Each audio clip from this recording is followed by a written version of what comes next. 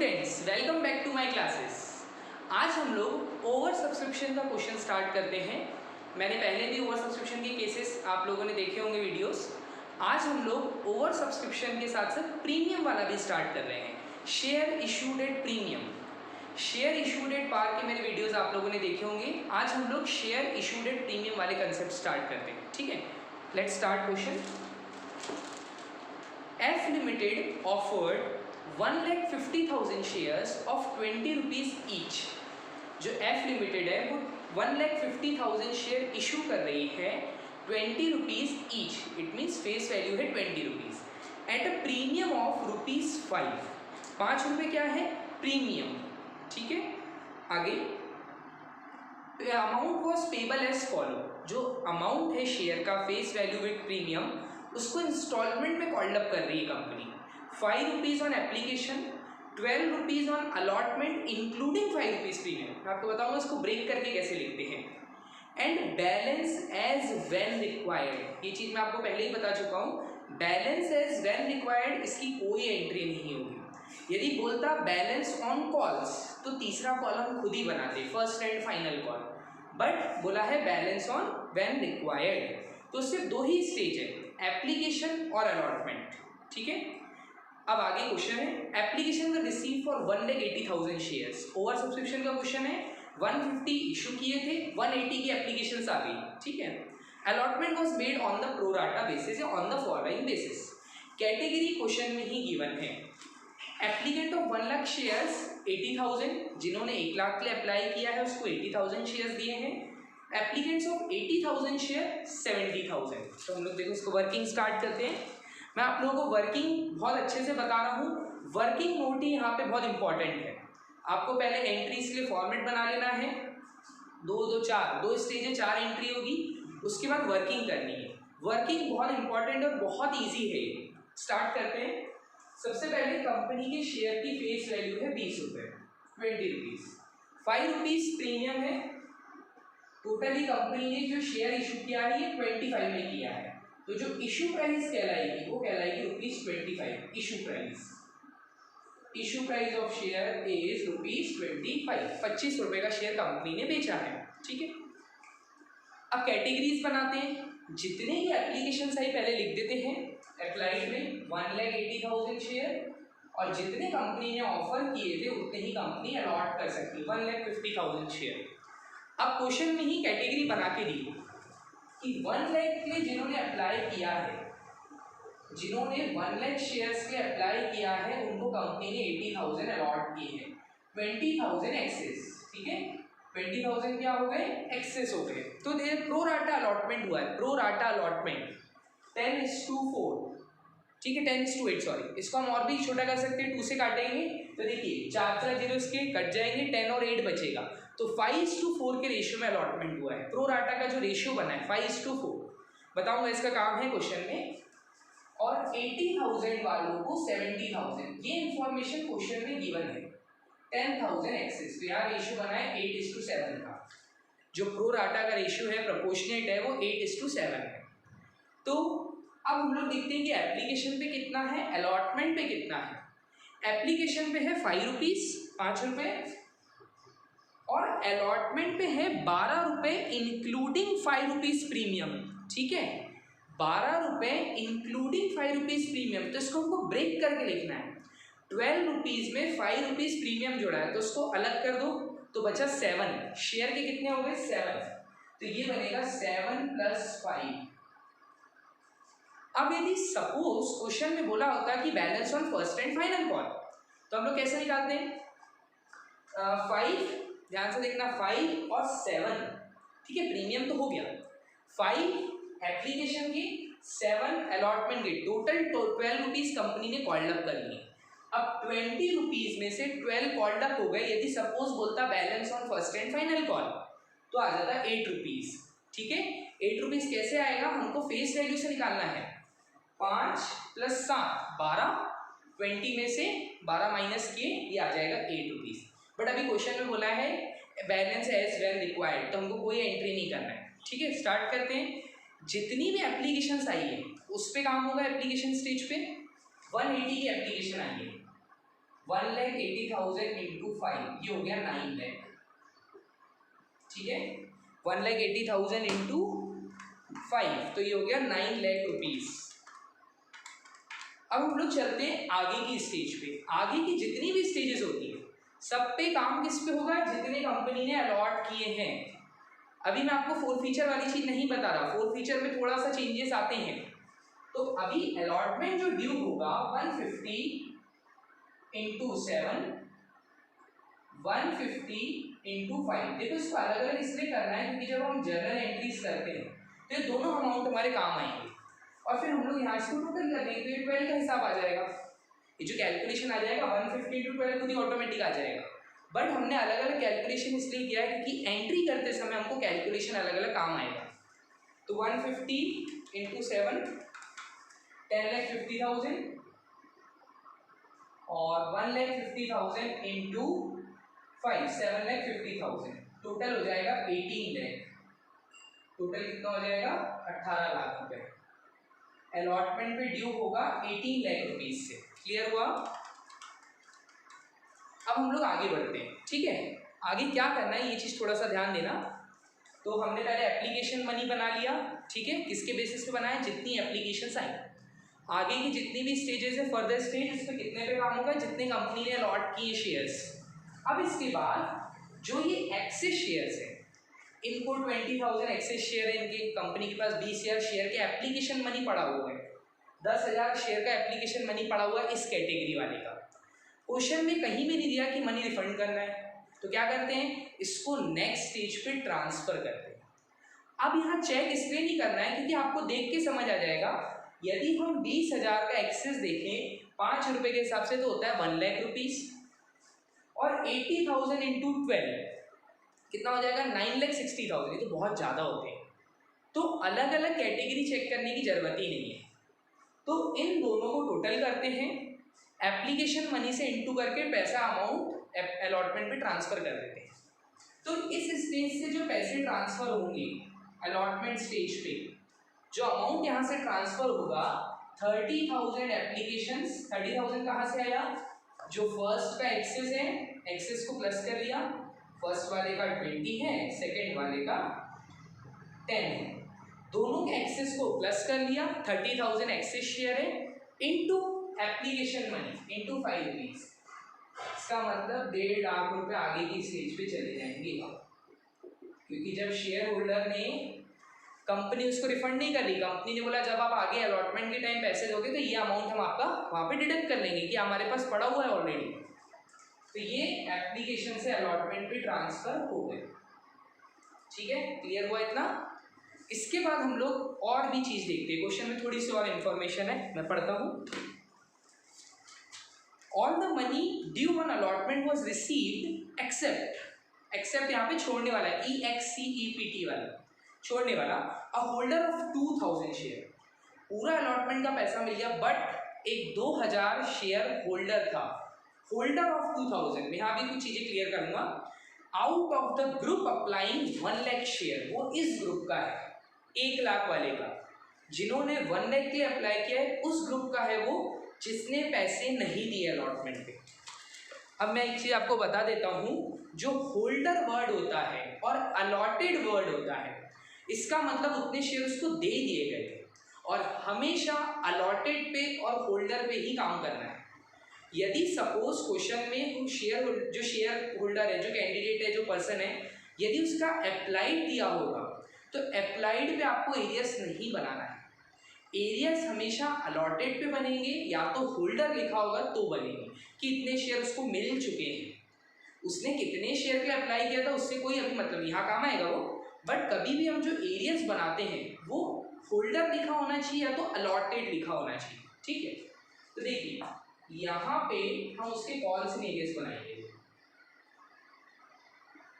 2,000 shares थे उसके पास, उसने पैसे नहीं दिए, 2,000 इंटू डायरेक्ट 12 भी कर सकते हैं, कोई प्रॉब्लम नहीं है, 14,000 और 2,000 इंटू 5 10,000, ये आ गया टोटल 24,000। इस शेयर होल्डर को जिसके पास 2,000 शेयर्स थे उसको यहाँ पे कितने देने थे टोटल, 24,000 रुपये उसको यहाँ पे देने थे, 24,000 रुपीज़ का अमाउंट उसको यहाँ पे करना था। क्लियर हो रहा है इतना?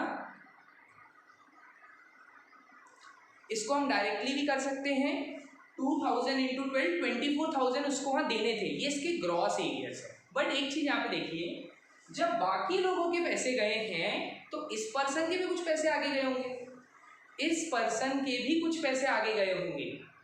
जैसे फॉर एग्जांपल इतने सारे ये इस ग्रुप का है, क्वेश्चन में बताया कि ग्रुप अप्लाइंग 1 लाख शेयर्स, वो फर्स्ट ग्रुप का है। तो यहाँ पे 20,000 शेयर के एक्स्ट्रा पैसे पड़े थे, एक्सेस मनी था, जो हमने देखो इकट्ठा यहाँ ट्रांसफर कर दिया। तो इस अकेले के कितने गए थे, उसके लिए आपको इसका अप्लाइड फाइंड आउट करना पड़ेगा। क्या फाइंड आउट करना पड़ेगा? अप्लाइड। उसको निकालने का सबसे इजी तरीका मैं आपको बता रहा हूँ, उसके बाद और भी तरीके से हम इसको निकाल सकते हैं। देखिए, पहले हमको कैटेगरी लिखनी है इसके सामने, अप्लाइड अलॉटेड। ये जिस कैटेगरी का है, ये फर्स्ट कैटेगरी का है। 1 लाख वालों को हमने 80,000 शेयर दिए थे, अलॉट किए थे, और इसके पास कितने शेयर थे? 2,000। होल्डर लिखा है, अलॉट लिखा है, उसी पे काम करना है। तो अलॉटेड के नीचे लिखो 2,000 शेयर और इसका क्रॉस मल्टीप्लिकेशन कर लो। ये इसका अप्लाई निकल जाएगा कि इस व्यक्ति ने कितने शेयर के लिए कंपनी में अप्लाई किया था, कितने शेयर के पैसे भेजे थे कंपनी में। तो इससे उसका एक्सेस निकल जाएगा और उसके पैसे आगे गए होंगे। बताता हूँ आगे। तो देखिए, ये सबसे इजी तरीका है। अभी हम क्रॉस मल्टीप्लिकेशन करते हैं। देखिए, ये जहाँ पे कुछ भी नहीं है, जहाँ पे क्वेश्चन मार्क लगा है उधर कुछ नहीं है, वो निकालना है हमको। तो 2,000 इंटू 1 लाख डिवाइड में 80,000, 2,000 इंटू 1 लाख डिवाइडेड बाय 80,000। ये 4 0 कट गए, ठीक है, और काट देते हैं 8, इसको 4 से काट देते हैं, 4 2 जा 4 5 जा, और क्या बचा, इसको काट देते 5, 2500 शेयर आ गए। 2,500 शेयर उसका अप्लाइड आ गया, 2,500 शेयर्स उसका अप्लाइड आ गया। इसका मतलब उसने अप्लाई कितने के लिए किया था? 2500 शेयर के लिए। इसको निकालने का एक और तरीका है। अब इनका रेशियो क्या बना है? यदि मैं 1 लाख और 80,000 का एक रेशियो बनाता हूँ तो 4 0 4 0, 10 और 8 बचा, 2 से काटते और छोटा कर देते हैं, 2 5 जा और 2 4 जा, ये रेशियो बना। ये अप्लाइड है और ये अलॉटेड है,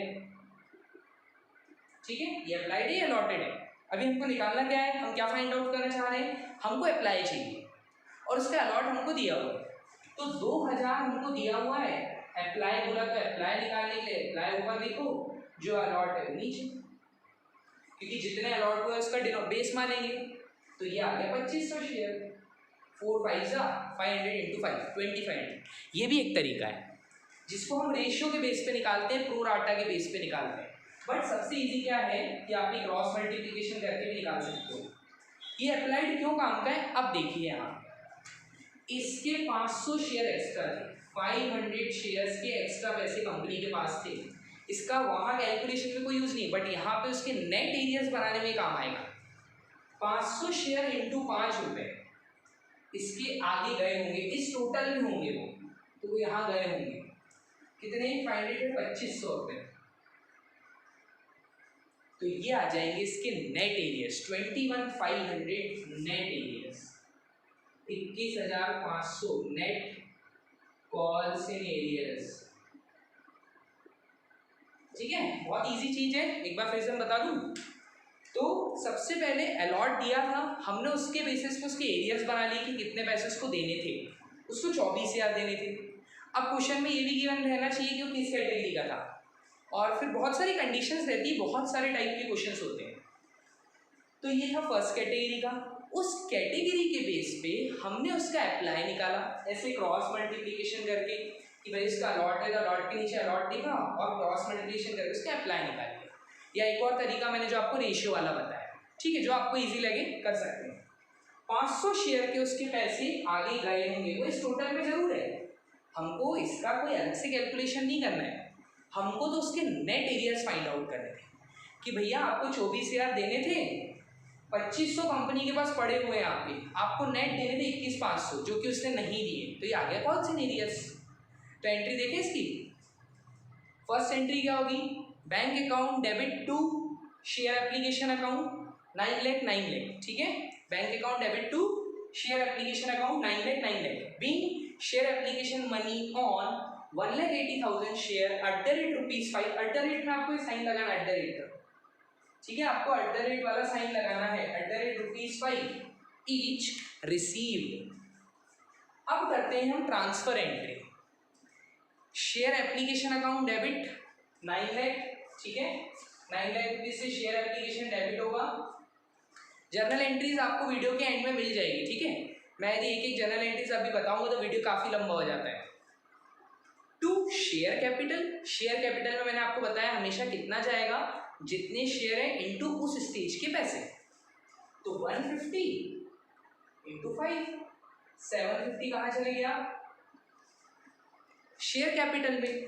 टू शेयर अलॉटमेंट ले लो, 1,50,000 अलॉटमेंट पे भेजे, या आप शेयर अलॉटमेंट भी लिख सकते हो, कॉल्स इन एडवांस भी लिख सकते हो। Being share application money transfer to share capital, 1.5 lakh कहाँ चले जाएंगे अलॉटमेंट में। Being share application money transfer to share capital और शेयर अलॉटमेंट, ये हो गई एंट्री सेकंड। अब अलॉटमेंट को ड्यू करते हैं, ये चीज हमेशा याद रखना, प्रीमियम यदि अलॉटमेंट पे या आगे कहीं भी है, first second fall final fall कहीं भी है, तो वो हमेशा ड्यू की एंट्री में रिकॉर्ड होगा। बट यदि प्रीमियम यदि एप्लीकेशन पे आ जाता है तो वो सेकंड एंट्री जो होती है ट्रांसफर एंट्री, वहां पे रिकॉर्ड होता है। तो अभी हम लोग यहाँ पे क्या एंट्री करेंगे, share allotment account debit 18 lakh रुपए, टू शेयर कैपिटल 10,50,000 रुपए, टू सिक्योरिटी प्रीमियम रिजर्व 7,50,000, ठीक है। फिर से एक बार देख लीजिए, share allotment account debit 18 lakh rupees, to share capital 10,50,000, to security premium reserve account 7,50,000। Being share allotment money on 1,50,000 share @(7) each and ₹5 as premium made due, due लिखना बहुत जरूरी है। अब हम इसको रिसीव करते हैं, कैसे रिसीव करोगे, बैंक अकाउंट डेबिट, ठीक है, ये करके दिखाया था यहाँ पे क्योंकि इंपॉर्टेंट है। बैंक अकाउंट डेबिट कॉल, यदि सेकेंड एंट्री जो थी वहां यदि आपने शेयर अलॉटमेंट लिखा है तो यहाँ शेयर एप्लीकेशन लिखना, यदि वहां कॉल्स इन एडवांस लिखा है तो यहाँ पे भी कॉल्स इन एडवांस लिखना कि उधर से पैसे आए थे। सपोज कॉल्स इन एडवांस लिया होगा आप लोगों ने, calls in advance debit, calls in arrears भी तो है यहाँ पे, calls in arrears debit to share allotment, ठीक है, टू शेयर अलॉटमेंट। तो अलॉटमेंट देख लीजिए पहले कितने पैसे मिलने थे टोटल ड्यू, अलॉटमेंट में मिलने थे 18 लाख रुपीज, तो अलॉटमेंट में लिख देते 18 लाख, उसमें से 150 तो पहले से आ गए, that is calls in advance, 150 calls in advance, और ये नेगेटिव 21,500, 21,500 उसके पैसे नहीं मिले, एक शेयर होल्डर था, तो ये निकाल लेते हैं हम लोग फटाफट। 18 लाख रुपए माइनस 1,50,000 माइनस 21,500, 16,28,500 बैंक में आएगा, और ये आंसर आपको क्वेश्चन में गिवन रहता है, ठीक है। जब आप लोग क्वेश्चन देखते हो तो क्वेश्चन में ये आंसर नीचे गिवन रहता है 16,28,500, ठीक है, आंसर भी सही है। तो बैंक में कितना आ गया 16,28,500, तो इसकी नरेशन क्या होगी, being share allotment money receive and calls in advance of ₹1,50,000, calls in arrears on 2,000 shares. I hope ये चीज़ें आपको समझ आई होगी। मैं आपको इसकी पूरी जर्नल एंट्रीज वीडियो के एंड में आपको मिल रही है, आप लोग प्लीज़ वीडियो पूरा देखा करिए। यदि आपको वीडियो पसंद आए तो प्लीज़ लाइक कीजिए, चैनल को सब्सक्राइब कीजिए। Thank you.